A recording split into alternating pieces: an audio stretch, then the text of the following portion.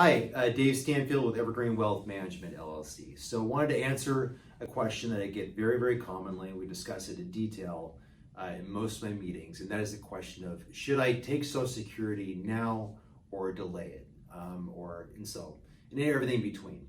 So high level, what we normally recommend is for people to wait at least until their full retirement age, which can be different depending on your age, to start collecting Social Security.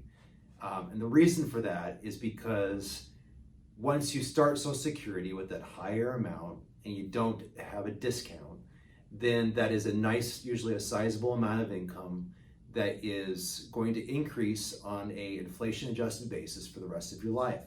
And the higher that payment is in the beginning, the more inflation and usually the better it'll serve you long time.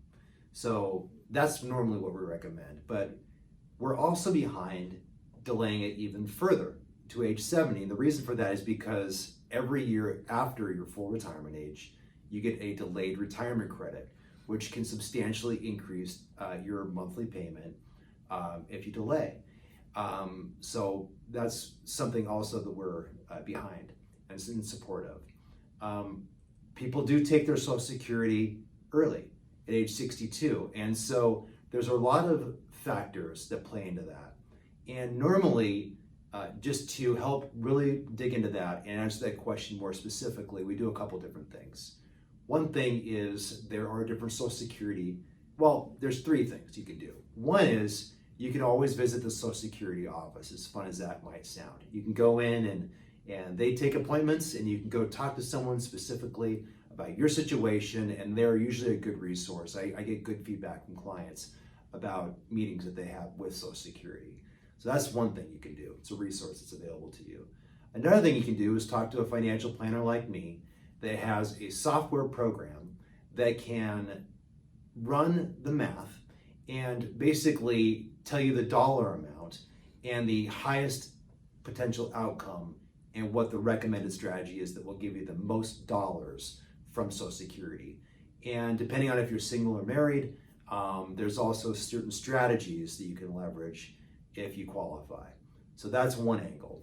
And then last, once we've done that analysis of the Social Security model and looked at the best outcome there, we can then take that information and cross-reference it against a financial planning software program.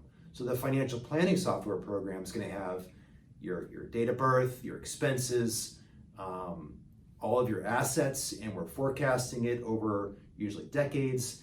And then we'll throw in the optimal Social Security benefit and then look at that based on an average market outcome and then a pessimistic market outcome to see how does that look.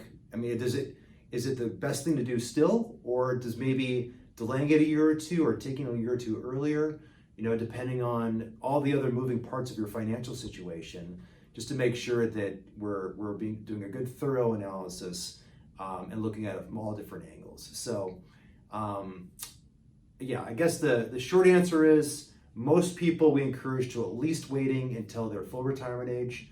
That's probably where the majority of the people lie, half or more. I'd say maybe 20%, 25% take it early, and then in my experience, maybe another 20 to 25% delay and take it at age 70. And so we're gonna talk about your family history and your longevity, and like I said, your investments and all the different moving parts of your financial situation. So happy to provide that on a no obligation complimentary financial planning or income planning conversation.